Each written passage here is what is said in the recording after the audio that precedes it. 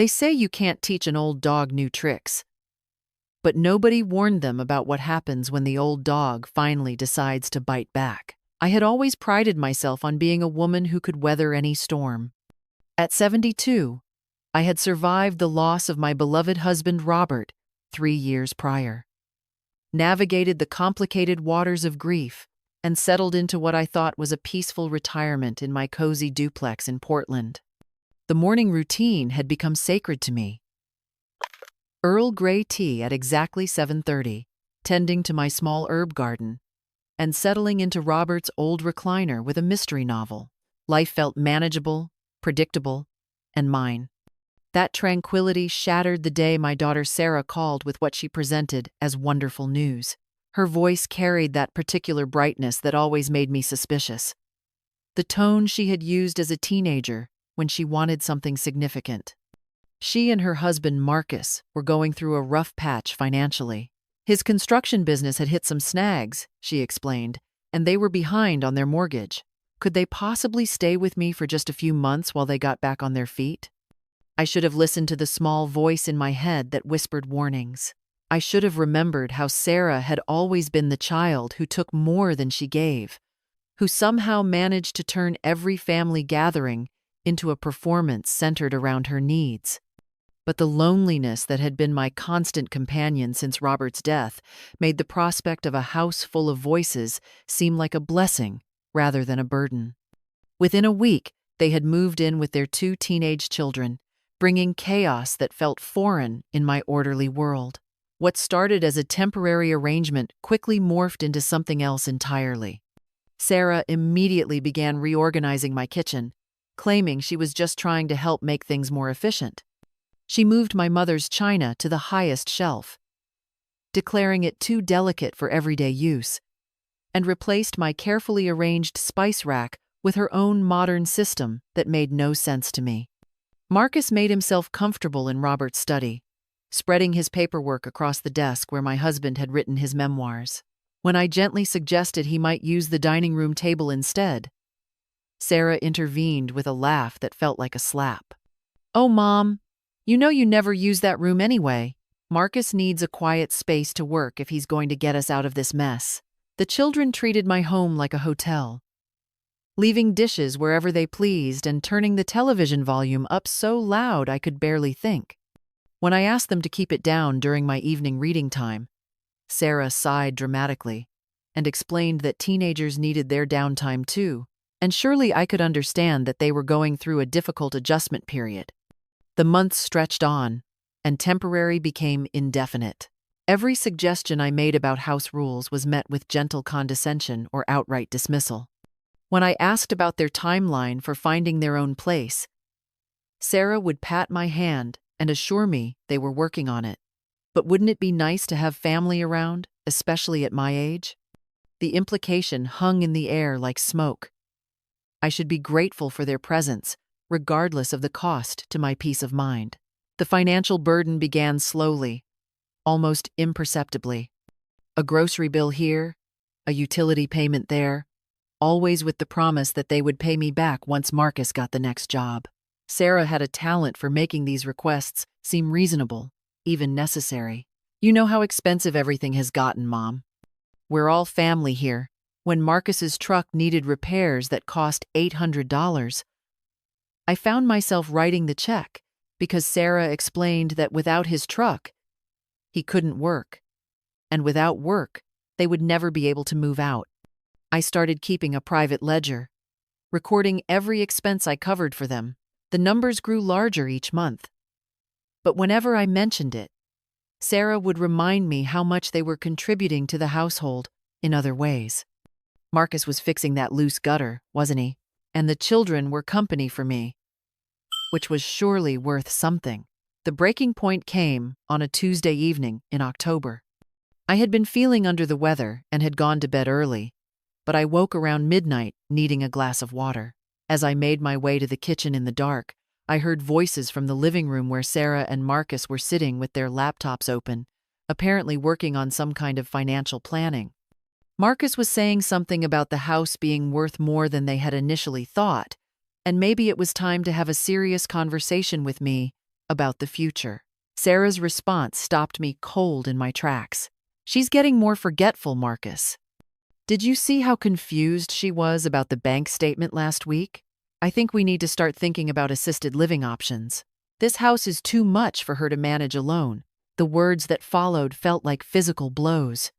Marcus suggested that I might actually be happier in a facility where I would have more social interaction and professional care. Sarah agreed, adding that the house was really too large for one person anyway, and they had been talking to a realtor friend about market values in the neighborhood. They could help me find a nice place, she said. Somewhere with activities and people my own age. I stood there in my own hallway, in the home Robert and I had shared for 42 years, listening to my daughter plan my displacement with the casual tone someone might use to discuss replacing old furniture. The betrayal cut deeper than anything I had experienced since Robert's death. These were not conversations about my welfare or happiness. These were discussions about my assets and how quickly they could be redistributed.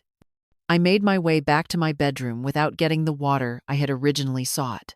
Sleep eluded me for the rest of the night as I stared at the ceiling and forced myself to confront the reality I had been avoiding. I was not a beloved mother, being helped by caring family members. I was a resource being systematically harvested by people who saw my age as an exploitable weakness.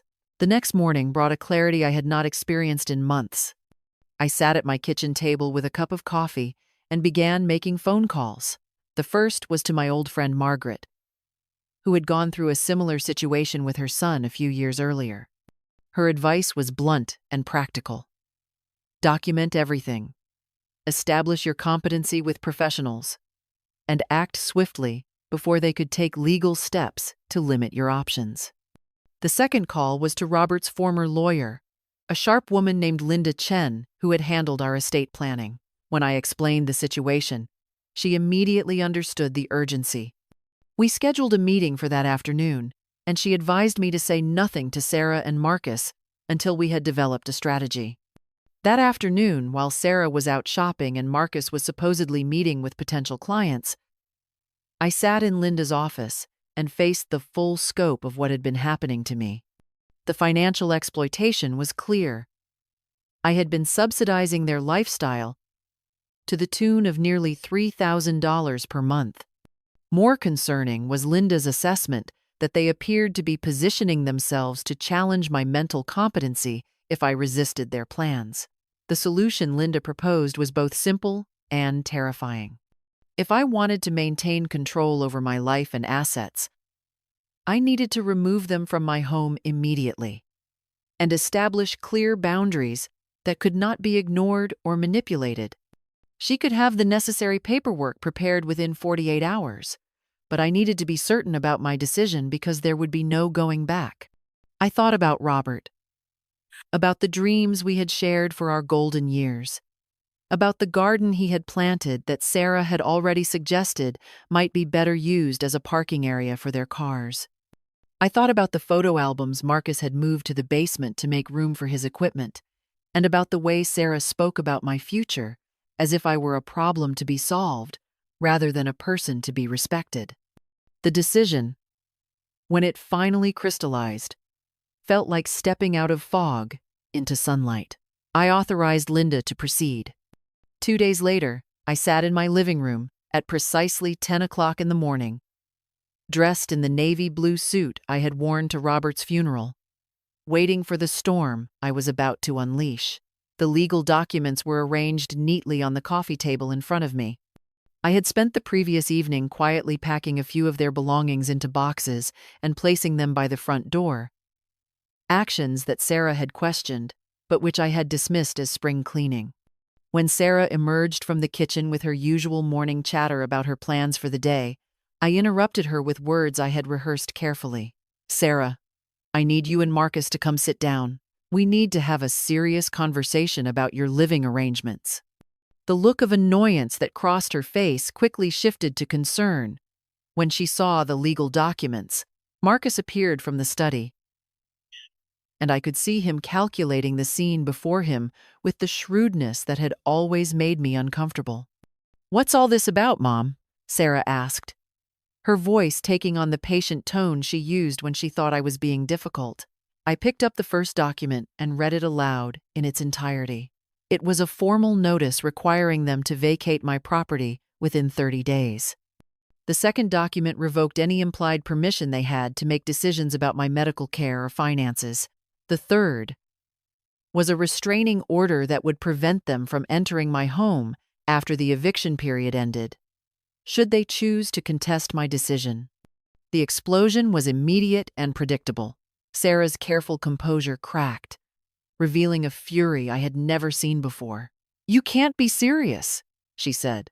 "This is insane. You're making a huge mistake." Marcus tried a different approach, appealing to what he assumed was my financial anxiety. "We've been looking at properties, Eleanor. We just need a little more time to secure financing." I had anticipated their arguments and prepared for them. I told them about the ledger I had been keeping, about the conversations I had overheard regarding my supposed incompetency and their plans for my house. I informed them that Linda Chen had advised me that their behavior constituted elder abuse under Oregon law, and that I had every right to protect myself from further exploitation. Sarah's mask finally dropped completely. "You ungrateful old woman," she spat. "Do you know how much we've sacrificed to stay here and take care of you? You should be thanking us, not throwing us out like garbage." The words that came out of my mouth surprised even me with their steadiness. "I have never asked you to sacrifice anything for me, Sarah. I asked you to respect my home and my decisions. And you chose to see my kindness as weakness. You viewed my age as an opportunity rather than something to honor. I will not live the remainder of my life as a victim of my own generosity." Marcus tried threats next, suggesting that I would be alone and helpless without them, that my neighbors would judge me for abandoning family, that I was making decisions based on paranoia rather than reality. I listened to it all, with the same detached calm I had discovered in Linda's office. When he finished, I simply handed him a copy of the documents and told him that he had 30 days to find alternative arrangements. The following weeks were a masterclass in manipulation tactics. Sarah alternated between tearful apologies and cold anger. She brought the children to my door to plead their case, coaching them to tell me how much they would miss living with Grandma. Marcus made a show of taking on extra projects and leaving payment checks conspicuously on the kitchen counter, always for amounts far smaller than what they owed me. I weathered it all by focusing on the details of reclaiming my space. I changed the locks the day after serving them with papers. I opened a new bank account at a different institution and transferred my assets there. I updated my will and power of attorney documents to ensure that Sarah could never again presume to make decisions about my life without my explicit consent. The hardest part was not the practical steps, but the emotional reckoning that came with them. I had to acknowledge that the daughter I had raised and loved had become someone capable of viewing me as an obstacle to her own comfort. I had to accept that my desire to help had been transformed into a weapon against my independence.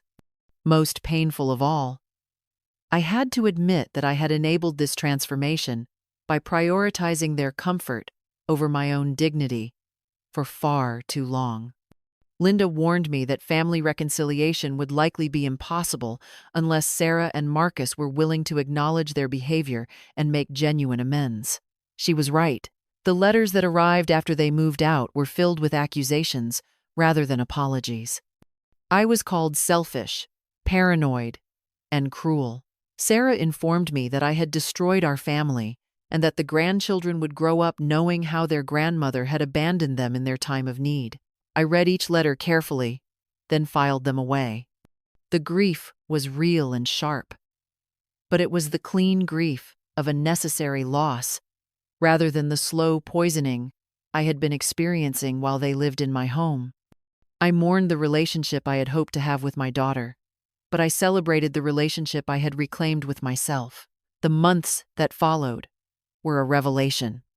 I began taking art classes at the community center, something I had always wanted to do but had never found time for during my years of caregiving and people-pleasing. I joined a book club and discovered that my opinions about literature were valued and sought after. I started volunteering at the local animal shelter, where my patience and gentle manner made me a favorite among both the staff and the animals. Margaret introduced me to a social group of women our age who met weekly for coffee and conversation. Many of them had similar stories of family members who had tested their boundaries or taken advantage of their generosity. We found strength in sharing these experiences without judgment or the pressure to forgive prematurely. The first Christmas after the eviction was difficult. I had always hosted elaborate family celebrations, and the silence in my house felt heavy with absence. But I chose to honor the holiday by doing exactly what brought me joy. I prepared a simple but elegant meal for myself, played Robert's favorite classical music, and spent the afternoon reading by the fireplace. It was the most peaceful Christmas I had experienced in years. Spring brought unexpected news through Linda's office. Sarah and Marcus were divorcing, and both were struggling financially. Marcus had failed to secure steady work after some of his previous clients had complained about incomplete projects. Sarah had contacted Linda's office multiple times, asking if there was any way to negotiate a reconciliation with me, always framing it in terms of the children's well-being, rather than acknowledging her own behavior. I felt a mixture of sadness and relief at this information. Part of me had hoped that losing their comfortable arrangement in my home might prompt some self-reflection and genuine change. Instead, it seemed they were experiencing the natural consequences of their choices without connecting those consequences to their actions. The grandchildren remained the most difficult aspect of the entire situation. I missed them terribly, but I had learned enough about healthy boundaries to understand that maintaining a relationship with them should not come at the cost of accepting abuse from their parents. Linda helped me set up a college fund for each child. Contributions they would receive regardless of their parents' relationship with me, ensuring that my love for them could continue without enabling Sarah's behavior. As my second summer alone arrived, I realized that solitude and loneliness were not the same thing. The house was quiet, but it was my quiet. The decisions I made about my time, my space, and my resources were mine alone. I had traded the chaos of feeling like a stranger in my own home for the profound peace of authentic autonomy. The garden Robert had planted flourished under my renewed attention. I found myself talking to him sometimes as I worked among the tomatoes and herbs, updating him on my new life, seeking his counsel on difficult days. I could almost hear his voice encouraging me, reminding me that the woman he had fallen in love with 50 years earlier had always possessed the strength I was now rediscovering. One afternoon in late July, I received an unexpected visitor. Margaret's grandson James, a young man in his 20s who had been helping various elderly residents in the neighborhood with technology issues, knocked on my door with a tablet in hand. He had been teaching seniors how to video call their families and wondered if I might be interested in learning. The irony was not lost on me. For the first time in over a year, I had the freedom to choose whether and how to maintain contact with my family. I learned to use the technology, not because I felt obligated to repair relationships that had been damaged by others' choices, but because I wanted to be prepared if genuine reconciliation ever became possible. The video calls never came from Sarah. Instead, I began using the tablet to connect with old friends who had moved to different cities, to join virtual book clubs, and to explore online art galleries. The world had become larger rather than smaller, filled with possibilities I had never considered when my energy was consumed by managing other people's expectations and demands. As autumn approached, marking a full year since Sarah and Marcus had moved out, I reflected on the person I had become through this experience. The woman who had been afraid to enforce simple house rules had learned to make difficult legal decisions. The mother who had been terrified of disappointing her adult child had discovered that disappointing people who do not have your best interests at heart is not only acceptable, but necessary. The grief never completely disappeared, but it transformed from something that felt like drowning into something that felt like remembering. I grieved for the daughter I had hoped Sarah would become, for the family relationships I had wished we could have, and for the years I had spent prioritizing peace over principle. But I also celebrated the strength I had found in solitude, the friends I had made through honesty rather than convenience, and the daily joy of living according to my own values.